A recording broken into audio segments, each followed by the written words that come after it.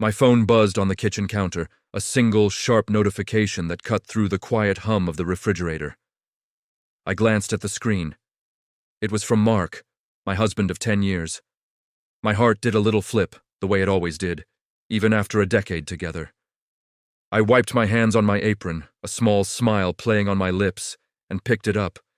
But the words on the screen weren't what I expected. They were a punch to the gut.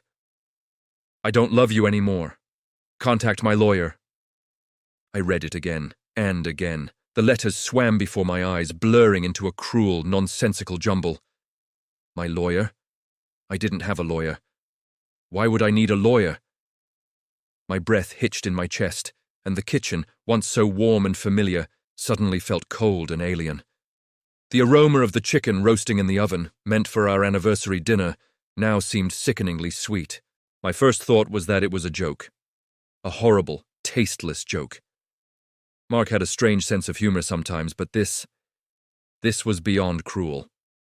I typed back, my fingers trembling so badly I could barely hit the right keys. "What are you talking about? Is this some kind of prank?" The reply was almost instantaneous. A single brutal word. "No." And then another message. "His name is Arthur Vance. You have his number." Arthur Vance.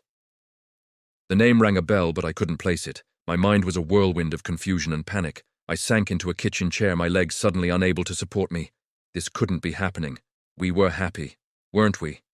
Just this morning he'd kissed me goodbye, told me he loved me, and reminded me not to forget the wine for tonight. We had plans. We had a life. I scrolled through my contacts, my thumb hovering over Mark's name, wanting to call, to hear his voice, to make him take it all back. But his message was clear.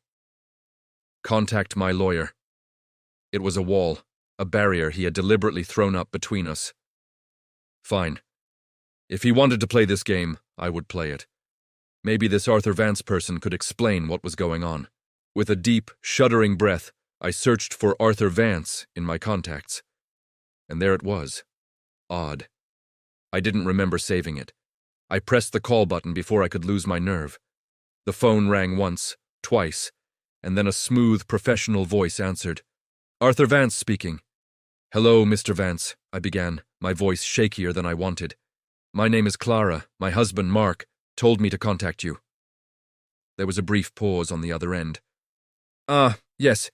Clara, I've been expecting your call. Mark has informed me of the situation. He wishes to proceed with the divorce as swiftly as possible." Divorce. The word hit me like another physical blow. He wasn't joking. This was real. Divorce, but why? We haven't even talked about this. He just sent me a text. My voice rose, bordering on hysteria. "I'm afraid I can't speak to his motivations, Clara," Mr. Vance said, his tone infuriatingly calm. "My role is simply to handle the legal proceedings. Mark has been quite clear on his instructions. He wants the assets divided 50-50, and he's prepared to be generous with the spousal support to ensure a quick resolution." Generous?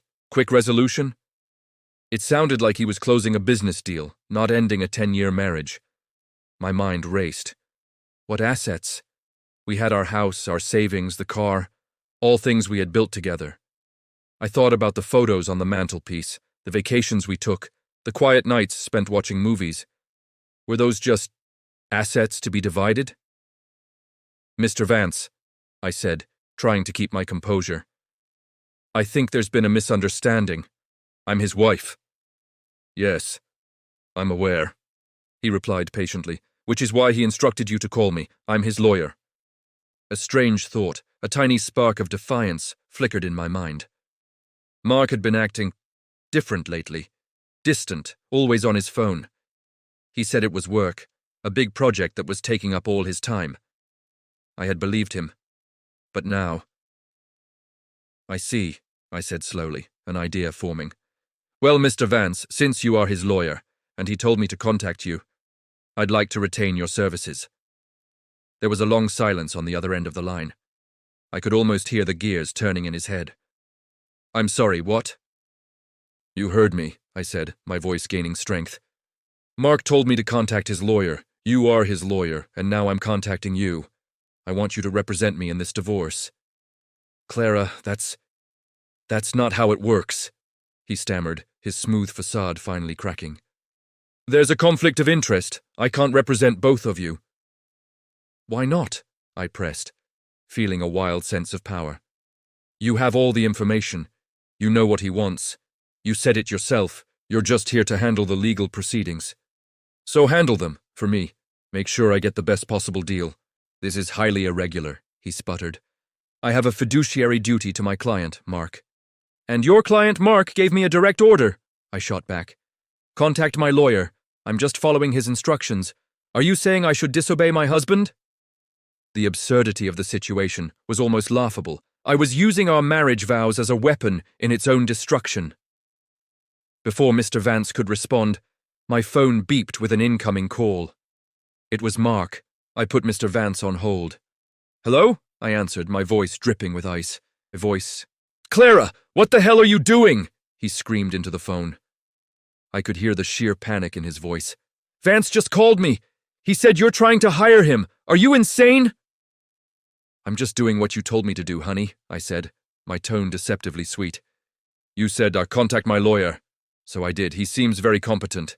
I think he'll do a great job representing my interests. He's my lawyer, Clara, not yours. You're supposed to get your own lawyer, he yelled, his voice cracking. You weren't very specific, were you? I replied coolly.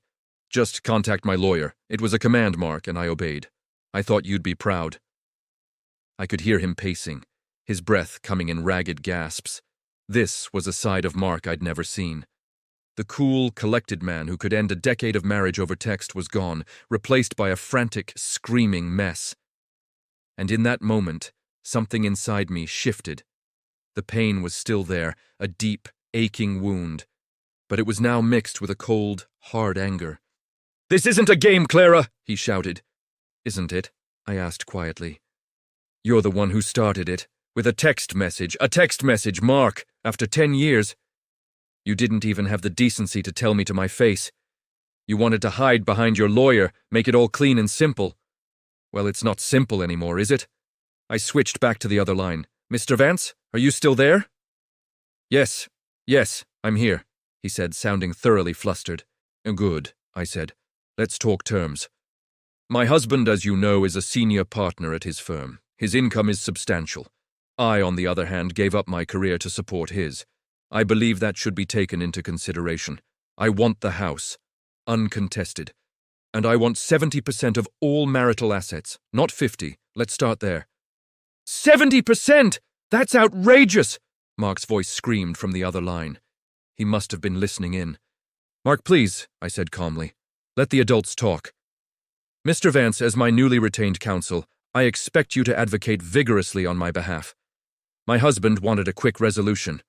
I'm sure we can come to one as soon as my very reasonable terms are met.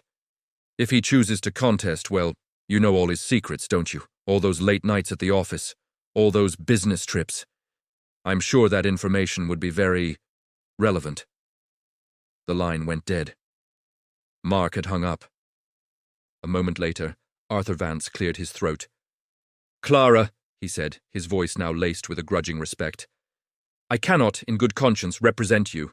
It is a fundamental conflict of interest. However, your point is well made.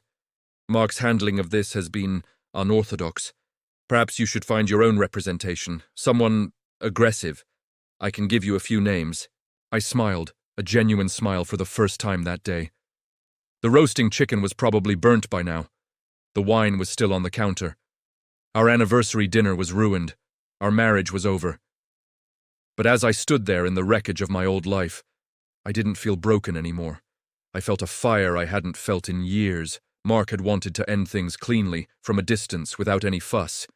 He sent a text message expecting me to crumble. But he had underestimated me. He had handed me a weapon, and I had turned it right back on him. I didn't know what the future held, but I knew one thing for sure. I was going to be just fine. I thanked Mr. Vance, hung up the phone, and started looking for a lawyer. My own lawyer, and this time I was ready for a fight. I was